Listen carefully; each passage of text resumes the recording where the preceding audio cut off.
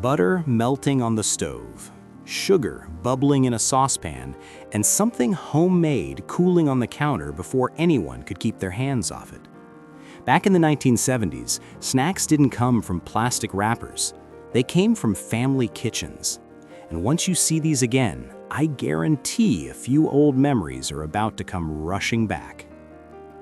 Number 1. Rice Krispies treats. The butter always went into the pot first, a full stick, melting slow while the kitchen filled with that warm, sweet smell everybody recognized. Then came the marshmallows, one whole bag, stirred until they melted into a thick, glossy cloud. Rice Krispies treats had been printed on the back of the Kellogg's box since the 1940s, but by the 1970s, just about every mom in America knew the recipe by heart. 6 cups of Rice Krispies cereal folded into that melted marshmallow mixture until every last piece was coated. Then it all got pressed into a buttered pan with greased hands. Not too hard, not too soft. The women who made the best ones never measured a thing. They showed up at bake sales, church suppers, and lunch boxes wrapped in wax paper. You can buy them in plastic wrappers today. But buddy, they never taste like the ones that cooled on your kitchen counter. Number 2. Cheese ball. The cheese ball usually appeared the night before the party. Always the night before. 2 blocks of cream cheese sat on the counter until they softened just enough to mix. Then came a handful of sharp cheddar, a splash of Worcestershire sauce, a pinch of garlic powder, and sometimes a little chopped onion for bite. Everything got mixed together by hand until it formed a thick, creamy mound. Then it was shaped into a round ball about the size of a softball, wrapped tight and slid into the refrigerator overnight so the flavors could settle in. The next day came the finishing touch. A plate of finely chopped pecans waited on the counter, and that chilled cheese ball got rolled through them until every inch was covered. Set it on a platter with a ring of Ritz crackers around it, and just like that, you had the centerpiece of a 1970s party table. Every house had one, and everyone swore their mom made the best one. Number 3. Deviled ham spread. There was always a little red can sitting in the back of the pantry. Folks in the 70s knew it right away, Underwood deviled ham with that tiny devil on the label. But the homemade version was the real deal. Whenever there was leftover baked ham from Sunday dinner, it didn't go to waste. It went straight through a hand-cranked meat grinder clamped to the edge of the kitchen table. The ground ham fell into a bowl where it got mixed with mayonnaise, a dab of yellow mustard, sweet pickle relish, and a little grated onion. Stir it together, and suddenly it turned into a creamy, salty spread that could feed a whole house full of hungry kids. It went on Ritz crackers, white bread sandwiches, or celery sticks on a snack tray. Simple stuff, nothing fancy. But in the 1970s, a bowl of deviled ham spread on the table meant folks were about to gather around and start picking at it until the plate was clean. Number 4. Cheese fondue.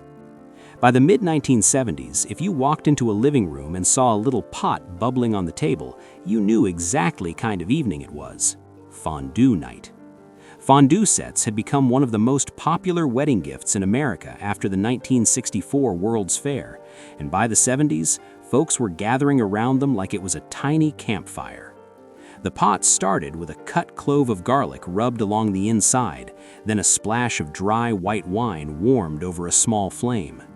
Into that went handfuls of shredded Swiss and Gruyere cheese, stirred slowly until it melted into one smooth, stretchy river. Long forks with colored handles circled the pot. Each person speared a cube of crusty bread and dipped it deep into the cheese.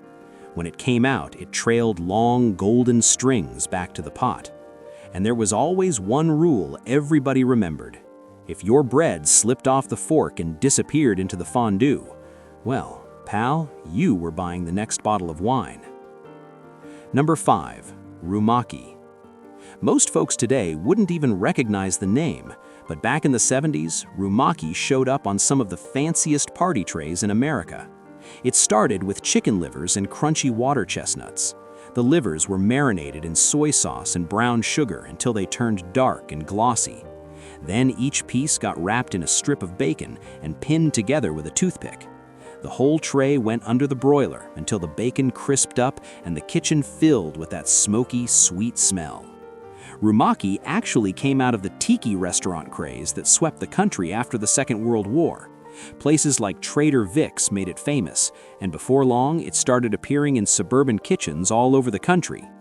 The magic was in the contrast: the salty bacon, the rich liver, and that surprising crunch from the water chestnut. It was bold food for bold hosts, and in the 1970s, setting out a tray of Rumaki meant you weren't afraid to serve something a little different. Number 6. Homemade caramel corn. First came the popcorn. Not from a bag, not from a microwave. A big pot on the stove with oil and yellow kernels popping like firecrackers under the lid. Once the bowl was full, it got spread across a roasting pan waiting for the real magic.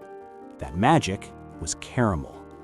Butter, brown sugar, and corn syrup melted together in a saucepan until it bubbled into a thick, golden syrup that smelled like a county fair. Right before pouring it over the popcorn, a pinch of baking soda went in. That was the secret. It made the caramel foam up so it coated every kernel light and crisp instead of turning hard as a rock. Then the whole pan went into a low oven, about 250 degrees, getting stirred every 15 minutes for nearly an hour. By the time it came out, every piece was shiny, sweet, and crunchy. A pan of homemade caramel corn in the 70s could keep a whole living room full of kids happy for the entire evening. Number 7. Peanut brittle. Around Christmas time, the sound you heard in a lot of kitchens was a candy thermometer tapping against the side of a saucepan. That meant peanut brittle was on the way. Sugar, corn syrup, and raw peanuts bubbled together in a heavy pot until the mixture turned the color of dark honey. Every cook watched that thermometer close, waiting for it to climb right up to 300 degrees. Any lower, and it stayed chewy. Any higher, and the whole batch burned. Once it hit the mark, a knob of butter, a splash of vanilla, and a teaspoon of baking soda were stirred in fast.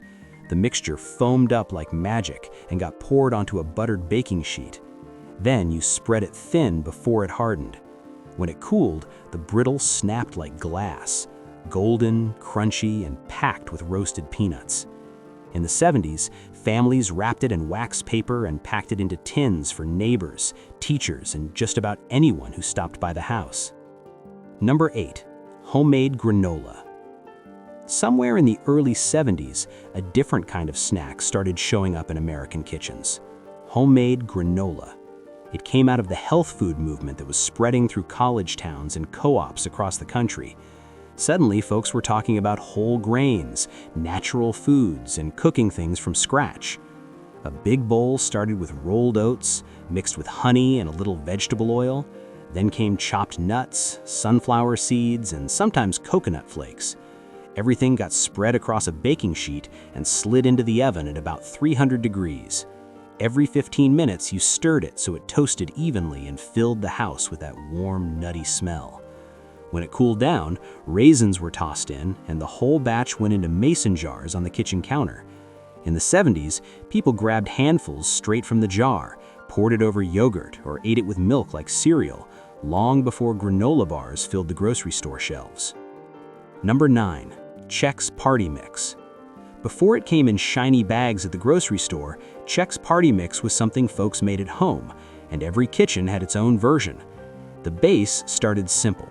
Rice Chex, wheat Chex, pretzel sticks, and mixed nuts all tossed together in the biggest roasting pan in the house. Then came the good stuff, a saucepan with melted butter, Worcestershire sauce, garlic salt, and onion powder stirred together until the smell filled the whole kitchen. That warm mixture got poured over the cereal and stirred until every piece was coated. Then the pan slid into a low oven, around 250 degrees, where it baked for nearly an hour. Every 15 minutes, someone had to stir it so it toasted evenly. By the 70s, the recipe had been on the Chex cereal box for years, but every mom added her own little twist: a dash of hot sauce, a handful of sesame sticks, and somehow everyone could tell whose batch it was. Number 10. Stovetop popcorn. Friday night in a lot of 70s homes started with a heavy pot on the stove. A couple tablespoons of vegetable oil went in first, heating up while a handful of yellow popcorn kernels waited nearby. Once the oil was ready, the kernels hit the bottom of the pot and the lid snapped on tight. Then came the sound. Pop, pop, pop. The whole pot rattled as you shook it over the flame so nothing burned on the bottom. It spilled into the biggest bowl in the house. Then came the finishing touch. Melted butter poured slowly over the top and a generous shake of salt. Simple, cheap, and ready in 5 minutes. But for a lot of families in the 70s, that sound of popcorn popping meant movie night had officially begun. Now, be honest with me.